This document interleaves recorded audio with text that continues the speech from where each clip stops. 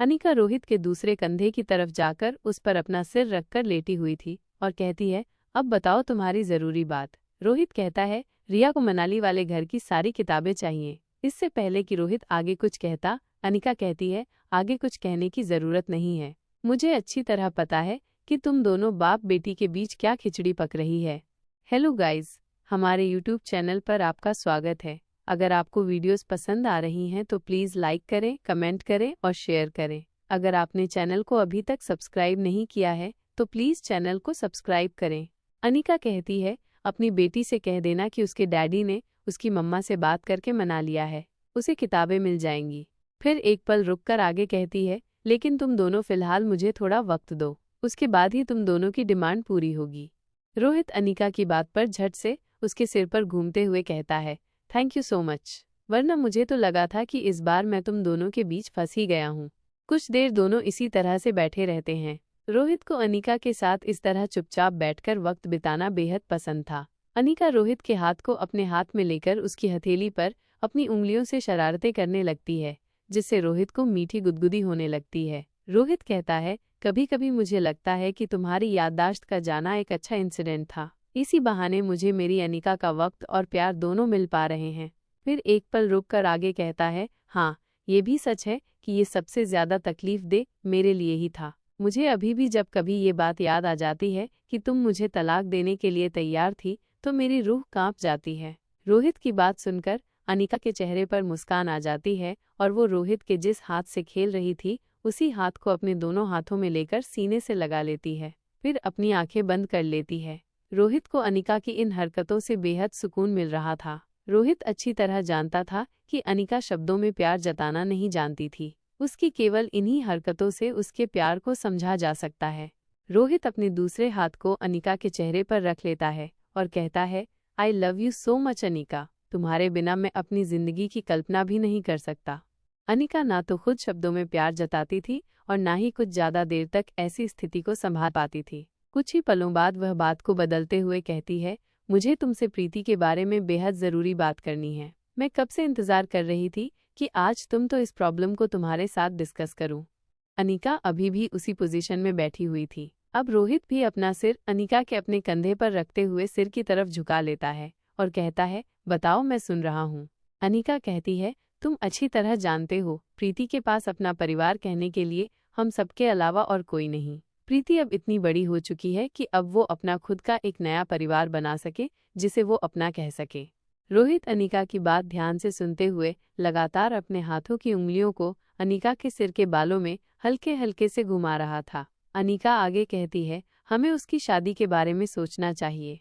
रोहित कहता है, प्रीति की शादी कोई मुश्किल काम नहीं है, मुश्किल तब होती है जब लड़का ढूंढना होता है। ओमकार एक अच्छा लड़का है और उससे बेहद प्यार भी करता है। फिर एक पल रुककर एक जरूरी सवाल पूछ बैठता है, क्या तुम्हें इस रिश्ते में कोई खामी नजर आती है? अनिका जवाब देती है, ये बात नहीं है। दरअसल ओमकार प्रीति से शादी करने से पहले फाइनेंशियली स्टेबल होना चाहता है और ये सही भी है। रोहित पूछता है, क्या मैं ओमकार को इसका बिजनेस खड़ा करने में मदद करूं? अनिका कहती है, नहीं, ये बात भी नहीं है, यहाँ प्रॉब्लम कुछ और है। इतना कहकर फिर चुप हो जाती है। अब रोहित कहता है, तुम जो भी कहना चाहती हो साफ साफ कहो, मुझे मेरी अनिका परेशान हो ये बिल्कुल पसंद नहीं। तुम मुझे सिर्फ समस्या बताओ, उसका सल्यूशन मैं खुद कर लूँगा। अनिका कहती है, ओमकार के माता पिता अपने बेटे के लिए उनके स्टैंडर्ड से मैच कर सके एक ऐसे परिवार की लड़की चाहते हैं।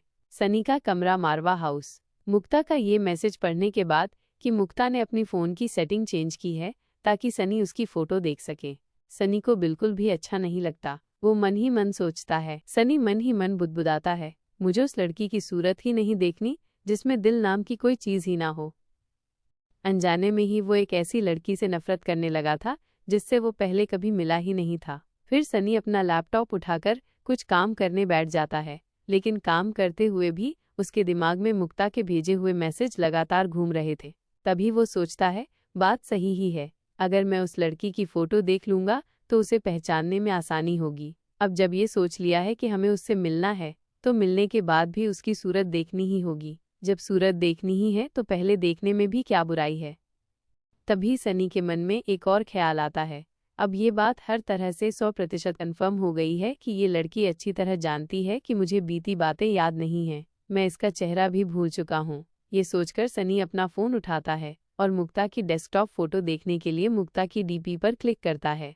मारवा हाउस के बेडरूम में अब रोहित की आवाज़ में गर्व झलकता है और वो पूछता है, क्या ओमकार के माता पिता का स्टैंडर्ड रोहित मारवा के स्टैंडर्ड से भी ऊंचा है? फिर एक पल रुककर कुछ सोचने के बाद दोबारा बोलना शुरू करता है, प्रीति हमारे घर की बेटी है। प्रीति की शादी हमारी जिम्मेदारी है।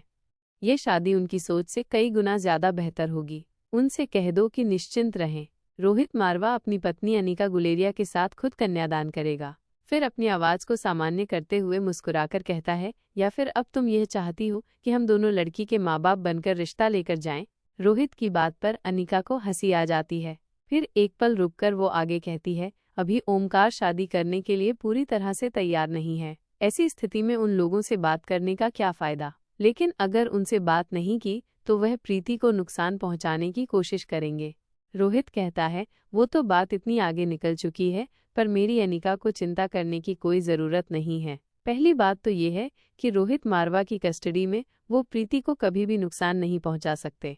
और दूसरी बात यह है कि ओमकार अभी शादी नहीं कर सकता क्योंकि उसे वक्त चाहिए, लेकिन हम सगाई तो कर सकते हैं। इससे तो उसे कोई ऐतराज नहीं होगा ना, बशर्ते इसमें मेरी बीवी की रजामंदी हो। रोहित की ये बात सुनते ही अनिका की आंखें चमकने लगती हैं। रोहित आगे कहता है, इससे ओमकार के घर वालों के मन को भी शांति मिल जाएगी और वो कोई हरकत करने की हिमाकत भी नहीं कर पाएंगे। वो फिर एक सेकंड के लिए रुक जाता है और कुछ सोचकर आगे कहता है, मैं कल ही चिराग को कह दूंगा कि वो मारवा परिवार के स्टैंडर्ड के हिसाब से सगाई की सभी तैयारियां शुरू कर दें। फिर एक बार फिर से कुछ पल रुककर कहता है, क्या हम अपनी बहन का रिश्ता लेकर ओमकार के माता पिता से बात करने के लिए कल चलें? अनिका मासूमियत से कहती है, हम कल नहीं जा सकते, और हम सिर्फ कल ही नहीं बल्कि अगले 7 दिनों तक कहीं नहीं जा सकते। क्या तुम भूल गए? अनिका के ऐसा कहते ही रोहित को याद आता है कि कल से उन्हें 7 दिन तक मीटिंग अटेंड करनी है। वो कहता है, ठीक है, तब हम 8वें दिन चलेंगे।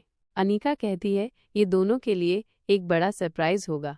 अब रोहित को एक बार फिर से आकाश का ख्याल हो जाता है और वह अनिका से कहता है, अगर मेरी बीवी की समस्या का हल हो गया हो तो क्या मेरे सवालों के जवाब मुझे मिल सकते हैं? अनिका झट से जवाब देती है, तुम्हारे सवाल इतने ज़रूरी नहीं हैं जितना कि इस वक्त तुम्हारे लिए आराम करना ज़रूरी है। टिश्यूज़ को हील होने में वक्त लगेगा और उसके लिए पूरी नींद होना बेहद ज़रूरी है। चलो अब जल्दी से लेट जाओ। अनिका ने रोहित को इशारा करते हुए कहा। रोहित अपनी जगह से खिसकते हुए लेटने लगा और कुछ कहने की कोशिश की, लेकिन मेरे सवाल। इससे पहले कि वो कुछ और कह पाता, अनिका ने उसकी होठों पर अपनी उंगली रख दी और बोली, मैंने कहा ना, बाद में बात करेंगे, अभी सो जाओ। रोहित के पास अनिका का आदेश मानने के अलावा कोई चारा नहीं था। वो चुपचाप लेट गया। मारवा हाउस से 1 किलोमीटर दूर वेंटी में ये सुनते ही योगेश गुस्से से पागल हो गया। वो अपनी जगह से खड़ा होकर जोर जोर से चिल्लाने लगा, अपने पैरों को पटकने लगा, दीवारों पर मुक्के मारने लगा और फिर सामान उठाकर इधर उधर फेंकने लगा। गुस्से से उसने कहा, ये कैसे हो सकता है? उसकी याददाश्त उसके पास कैसे नहीं हो सकती? माँ साहब, अपना सारा गुस्सा हम पर उतारेंगे। कुछ देर तक वो इसी तरह अपना गुस्सा वहाँ मौजूद चीज़ों पर निकालता रहा। थोड़ी देर बाद जब वो शांत हुआ तो उसके साथ मौजूद एक्सपर्ट हर्षिता ने कहा, माँ साहब का गुस्सा हम पर तभी निकलेगा जब हम खुद जाकर उन्हें ये खबर सुनाएंगे। अगर हम यहीं से उन्हें ये ऑडियो रिकॉर्डिंग भेज दें तो हमारे पहुंचने से पहले उनका गुस्सा शांत हो चुका होगा। उसने आगे कहा, हम वैसे भी माँ साहब की आज्ञा के बिना यहाँ से हिल नहीं सकते। ये रिकॉर्डिंग भेजने के बाद अगर माँ साहब को लगेगा कि हमें यहाँ से हटना चाहिए तो वो हमें बुला लेंगी, अन्यथा हमें यहीं रुककर किसी और सबूत के लिए इंतजार करना होगा। हर्षिता की बात सुनकर योगेश का गुस्सा और भी शांत हो गया। कुछ देर सोचने के बाद उसने कहा, मुझे तुम्हारी बात बिल्कुल सही लग रही है, हमें यही करना चाहिए। तुम एक काम करो, यह रिकॉर्डिंग अभी के अभी भेज दो, और हाँ, उसे विविध काया को भी उनके कमरे से बाहर निकाल लो। उसकी सुरक्षा भी हमारे लिए बेहद ज़रूरी है। हालांकि उसे हमारी सुरक्षा की ज़रूरत नहीं है, लेकिन फिर भी अभी हम उसे उजागर नहीं कर सकते। अनिका रोहित के बेडरूम में मारवा हाउस में रिकॉर्डिंग दमयंती देवी को भेजने के बाद हर्षिता विविध को अनिका के बेड के नीचे से निकालने लगी। तभी अनिका को फिर से वही आवाज़ सुनाई देने लगी जो वो कई बार सुन चुकी थी। हालांकि अनिका को बिस्तर पर लेटे लेटे ही नींद आ जाती थी, लेकिन आज उसने अभी तक अपनी आंखें बंद नहीं की थी। क्योंकि वो मन ही मन प्रीति और ओमकार के सरप्राइज के बारे में सोच रही थी। अनिका ये आवाज़ सुनते ही झट से बैठ गई और बेड की साइड टेबल लैंप को ऑन कर दिया। इस वक्त तक विविध काया बालकनी की तरफ खुलने वाले दरवाजे तक पहुंच चुका था। अनिका को ऐसा महसूस हुआ जैसे कोई चीज़ बालकनी के दरवाजे से बाहर गई है। वो अपनी जगह से उठी और वहां जाकर देखा, लेकिन उसे वहां कोई दिखाई नहीं दिया। उसने बालकनी के बाहर की तरफ दीवारों पर भी देखा, लेकिन उसे वहां भी कुछ नहीं मिला। अनिका अपने कमरे में वापस लौट आई। अब तक उसे पूरा विश्वास हो चुका था कि कुछ न कुछ तो जरूर है जो उसकी आंखों से छुपा हुआ है। अब अनिका के मन में सवाल ये था, वो चीज़ क्या है? रोहित भी अभी तक पूरी तरह नींद की आगोश में नहीं गया था। उसे बंद आंखों से ही इस बात का एहसास हो गया था कि अनिका अचानक से उठकर तेजी से बालकनी की तरफ गई थी। जब अनिका वापस अपने बेड पर लौट आई और साइड लैंप बंद कर दिया, तब रोहित ने बंद आंखों से ही पूछा, क्या हुआ Anika? Are you okay? Anika Rohit के कंधे पर अपना सिर रखकर अपनी आंखें बंद कर लेती है, फिर अपना एक हाथ उसके ऊपर रख लेती है और कहती है, हाँ सब ठीक है। सुबह सुबह ही सभी डाइनिंग हॉल में दिखाई दे रहे थे। वो सभी लगभग एक साथ ब्रेकफास्ट के लिए पहुंचे थे। डाइनिंग हॉल में नियत समय से काफी पहले पहुंचने के लिए सभी के पास अलग अलग कारण थे। भूमि और कौटिल्य जाने से पहले एक दूसरे से कुछ जरूरी बात करना चाहते थे। ये खास वजह थी कि वो इतनी जल्दी डाइनिंग हॉल में मौजूद थे। वहीं पर प्रीति जाने से पहले अनिका के साथ विश्व के इलाज में सहायक के तौर पर काम करने वाली थी। इधर सनी भी प्रीति को मुक्ता से हुई बातचीत के बारे में बताना चाहता था। वहीं रोहित मारवा बाहर निकलने से पहले एक बार चिराग मेहता से मिल लेना चाहता था। सभी एक दूसरे को गुड मॉर्निंग कहने के बाद ब्रेकफास्ट करने लगते हैं। सभी अपने अपने दिमाग में चल रही उधेड़-बुन में इतने मगन थे कि कोई किसी से बात नहीं कर रहा था। यह खामोशी देखने लायक थी। अपना ब्रेकफास्ट खत्म करने के बाद जैसे ही अनिका अपनी जगह से खड़ी होती है, प्रीति भी उसके साथ ही खड़ी हो जाती है और फिर अनिका के पीछे चल पड़ती है। प्रीति को इस तरह जाते हुए देखकर सनी का मन होता है कि वो उसे रोक ले, लेकिन फिर उसे एहसास होता है कि सबके सामने ऐसा करना ठीक नहीं होगा। ऐसा करने पर उसे सभी को बताना पड़ सकता है कि आखिर उन सबके बीच चल क्या रहा है। इसलिए वो सिर्फ प्रीति को जाते हुए देखता रह जाता है। ठीक उसी वक्त चिराग भी वहां आ पहुंचता है। अब तक रोहित भी अपना ब्रेकफास्ट कर चुका था। रोहित भी अपनी जगह से खड़ा होता है और चुपचाप चिराग के साथ मीटिंग हॉल की तरफ चला जाता है। थोड़ी देर बाद सनी भी वहां से अपना सा मुंह लेकर अपने रूम में लौट जाता है। अब वहां सिर्फ भूमि और कौटिल्य बचते हैं। कौटिल्य भूमि से कहता है, मुझे तुमसे कुछ जरूरी बात पूछनी है। भूमि कहती है, हाँ कहो, मुझे भी तुमसे उस काली चीज के बारे में बात करनी है। इसके बाद भूमि और कौटिल्य एक साथ उठकर कौटिल्य के रूम में चले जाते हैं। कौटिल्य लैपटॉप ऑन करता है और उसके बाद भूमि से कहता है, तुम्हारे जाने के बाद मैंने हर जगह के कैमरे को विजिलेंस किया। जहां जहां पर अनिका मौजूद थी, कल वो काफी देर तक डाइनिंग हॉल में मौजूद थी, करीब 2 से 3 घंटे तक, लेकिन उसके आसपास कोई भी नई या संदिग्ध चीज दिखाई नहीं दी। वहां ब्लैक शाइनिंग मटेरियल की कोई वस्तु मौजूद नहीं थी। अब भूमि कहती है, हाँ तुम सही कह रहे हो, बिल्कुल यही मैंने भी किया और मुझे भी कहीं पर भी वो चीज़ दिखाई नहीं दी। यहाँ तक कि मैंने घर के बाकी कैमरे भी टाइम टू टाइम चेक किए, लेकिन कहीं कुछ नहीं मिला। मुझे लगता है कि मौका मिलते ही हमें इस बारे में रोहित और अनिका से बात करनी चाहिए। अगर हम सबूत ढूंढने के चूक में रहे और इसी दौरान कोई हादसा हो गया तो सिवाय पछताने के कुछ नहीं रह जाएगा। तभी कौटिल्य कहता है, मुझे चिंता अनिका और रोहित की नहीं है, क्योंकि वो दोनों अपने आप में एक फौज के बराबर हैं। वो अपनी सुरक्षा कर सकते हैं। मुझे चिंता है बच्चों की। तभी भूमि कहती है, कह तो तुम सही रहे हो, चिंता की बात तो है, लेकिन मुझे लगता है कि अगर उसका निशाना अनिका है तो यहाँ 2 बातें हैं। एक, आज या तो वो चीज़ अनिका का पीछा करते करते हमारे साथ मीटिंग में पहुंचेगी। दूसरा, अगर टारगेट अनिका है तो बच्चे सेफ हैं। फिर एक पल रुककर आगे कहती है, खैर जो भी है वो चीज़ है बहुत चालाक। हम जानबूझकर किसी तरह का खतरा मोल नहीं ले सकते। इसके बाद दोनों किसी गहरी सोच में खो जाते हैं। फिर कौटिल्य कहता है, हमें यहाँ से जाने से पहले बच्चों की सुरक्षा का बंदोबस्त करना ही चाहिए। माना कि वो अपने घर में बेहद सुरक्षित हैं, लेकिन ये चीज़ जो कुछ भी है घर के अंदर ही घूम रही है। हम यह भी नहीं जानते कि ये कितनी खतरनाक है। भूमि कहती है, मैं भी यही सोच रही हूँ, तुम चिंता मत करो, मैं एक काम करती हूँ, उनकी सिक्योरिटी बढ़ाने के लिए बोल देती हूँ। मैंने सोच लिया है कि इन 7 दिनों तक उनका सुरक्षा घेरा चक्रव्यूह की तरह होगा। रोहित मारवा मीटिंग हॉल में पहुंचने के बाद राउंड टेबल की फ्रंट चेयर पर बैठ जाता है और चिराग को अपने सामने बैठने के लिए इशारा करता है। चिराग बैठ जाता है। फिर चिराग कहता है, जी सर, बताइए मुझे क्या करना है। रोहित कहता है, तुम्हें एक फंक्शन की तैयारी करनी है। तुम्हारे पास लगभग 10 से 15 दिन हैं। सभी तैयारियां हमारे मारवा परिवार की शान और शौकत के हिसाब से होना चाहिए। मेहमानों के लिए बेहतर से बेहतर गिफ्ट्स का अरेंजमेंट किया जाए। चिराग मेहता पूछता है, सर किस ओकेजन के हिसाब से गिफ्ट का अरेंजमेंट करना है? मेरा मतलब है कि हम किस अवसर पर ये फंक्शन रख रहे हैं। अगर इसका उपलक्ष्य पता होगा तो तैयारियां करने में आसानी होगी। रोहित कहता है, सगाई के लिए। रोहित की बात सुनकर चिराग के चेहरे पर हैरानी आ जाती है और वो कहता है, जी सर। रोहित कहता है, सही सुना तुमने। सभी तैयारियां बिल्कुल सीक्रेट तरीके से हों। ये ओमकार और प्रीति के लिए सरप्राइज होगा। और याद रहे, मारवा परिवार अपने घर से लड़की का कन्यादान करने वाला है, तो तैयारी लड़की वालों के हिसाब से हो। सारी बात सुनने समझने के बाद चिराग कहता है, जी सर, सब कुछ समय पर हो जाएगा। ऐसे अरेंजमेंट होंगे कि ये एंगेजमेंट सभी को याद रहे। अब रोहित गहरी सोच में चला जाता है। चिराग अपनी जगह पर बैठा बैठा उसकी तरफ देखता रहता है।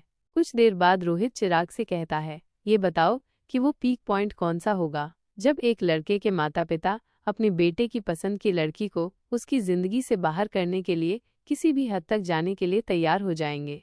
चिराग कहता है, सर, मुझे लगता है जब उन्हें अपने लड़के के लिए अपनी पसंद की कोई लड़की मिल चुकी हो। रोहित कहता है, तो तुम्हारा दूसरा काम ये है कि पता करो ओमकार के लिए वो दूसरी लड़की कौन है जो पसंद की गई है। वो जो कोई भी है, उस लड़की को बड़े ही प्यार से समझाओ कि दो प्यार करने वालों के बीच में नहीं आया करते। समझदार लोग अपनी और दूसरों की जिंदगियां बिना वजह बर्बाद नहीं किया करते। और उसके परिवार को उस भाषा में समझाओ जिस किसी भाषा में वो समझना चाहे। इतना कहकर रोहित अपनी जगह से खड़ा हो जाता है। रोहित के खड़े होते ही चिराग भी अपनी जगह से उठ खड़ा होता है और कहता है, जी सर, हो जाएगा। फिर रोहित मीटिंग हॉल से बाहर निकल जाता है।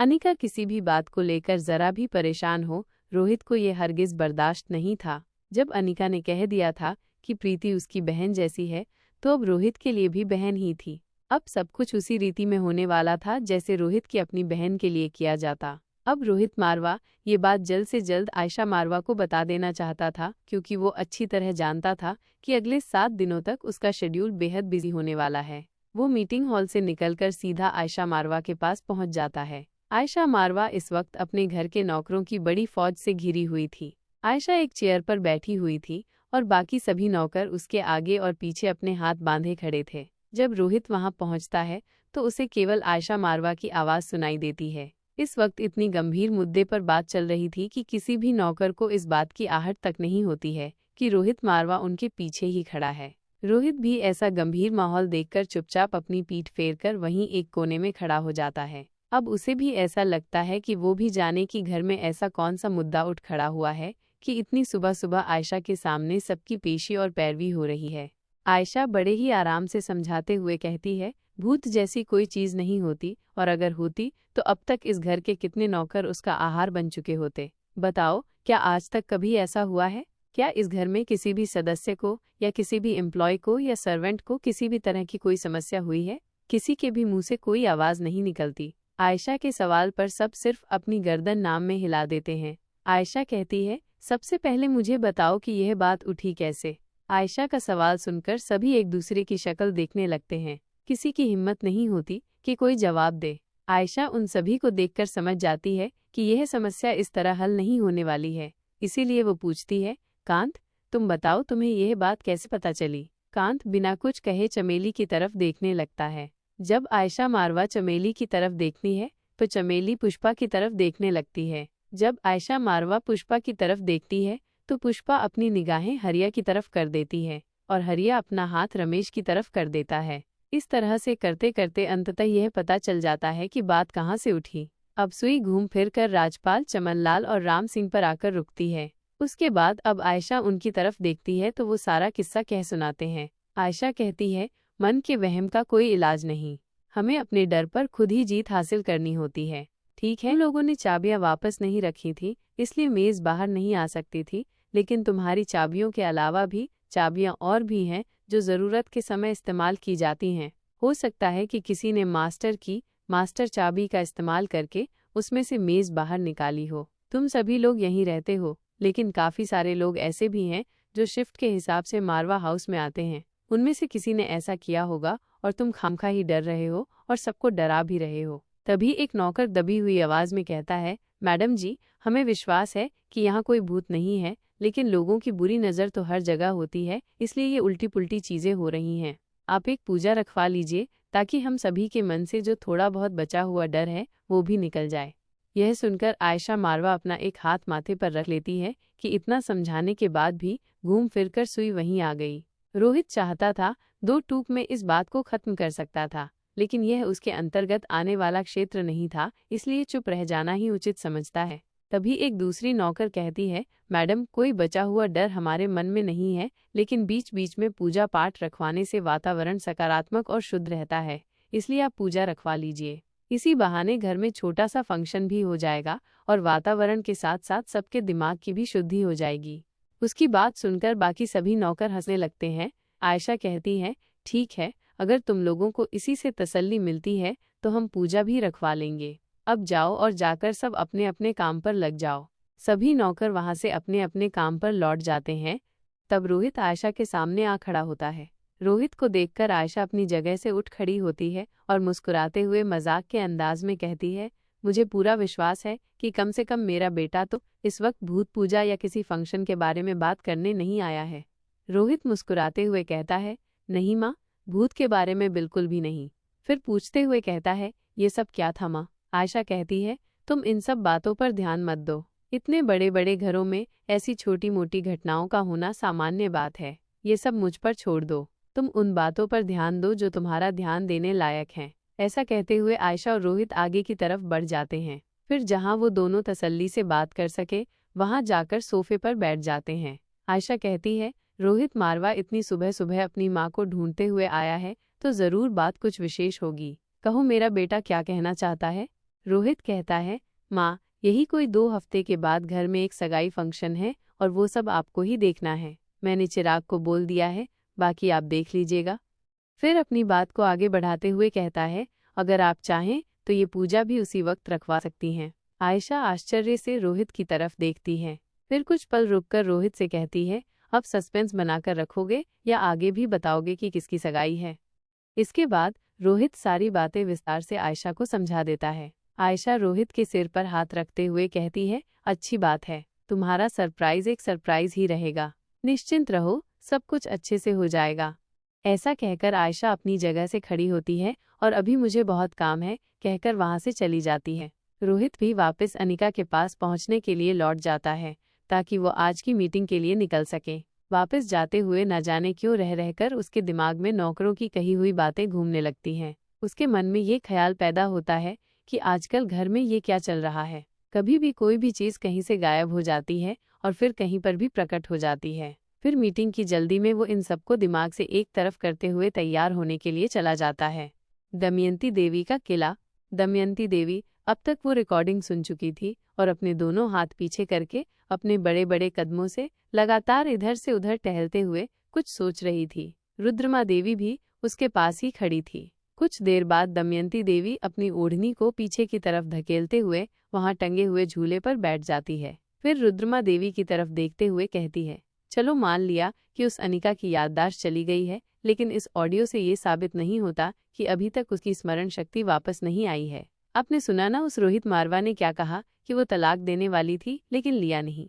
हमने जो जाल फैलाया था, उन दोनों के बीच जो कड़वाहट और गलतफहमियां पैदा की थी, उसी की बदौलत उनका तलाक होने वाला था। फिर अचानक ऐसा क्या हुआ कि अनिका का मन बदल गया? वो अनिका जो रोहित को छोड़ने वाली थी, वो अचानक से मनाली को छोड़कर गुलेरिया हाउस जाने की जगह मारवा हाउस पहुंच गई और अपने बच्चे और परिवार के साथ खुशी खुशी रहने लगी। फिर एक पल रुककर दोबारा कहना शुरू करती है, आपने सुना ना लक्ष्य ने क्या कहा? सौम्या ने खबर दी है कि उस अनिका ने हमारी किसी सिपाही को जिंदा पकड़ लिया था। अगर उसकी स्मरण शक्ति वापस नहीं आई है तो ये कैसे हुआ? दमयंती देवी एक बार फिर से उठ खड़ी होती है और इधर से उधर टहलने लगती है।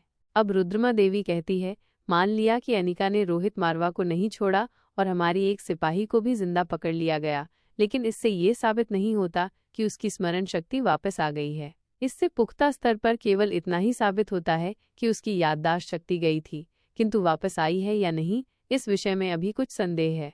हम बिना ठोस सबूत के कोई भी अगला कदम आगे नहीं बढ़ा सकते।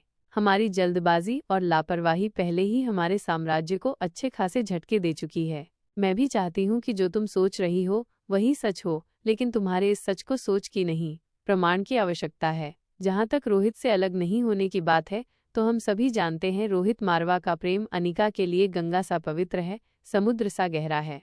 जब वो उसे एक बार अपने प्यार के आगे झुकाकर शादी कर सकता है, तो दूसरी बार वो उसे अपने प्यार से प्रभावित करके अपनी जिंदगी में रोक क्यों नहीं सकता। तुमने जो गलत फहमियां पैदा करवाई थीं, क्या वो उन्हें दूर नहीं कर सकता? वो अपनी दौलत के दम पर सच्चे झूठे सभी तरह के ढेरों प्रमाण कुछ ही देर में जुटा सकता है। इसके अलावा जहाँ तक सिपाही के पकड़े जाने का सवाल है, तो सौम्या खुद देखने नहीं गई थी। हमारी पूर्व जानकारी के अनुसार रोहित मारवा के और गुलेरिया परिवार के सुरक्षा कर्मियों ने अपने हमलावरों का सामना किया था। उन्होंने ही हमारे सिपाही को पकड़ा भी होगा ताकि वो अपने दुश्मन की जड़ तक पहुंच सके, और पकड़ने के बाद हमारी सिपाही को मारवा हाउस में रखा गया हो, जहां सौम्या ने उसे देखा होगा।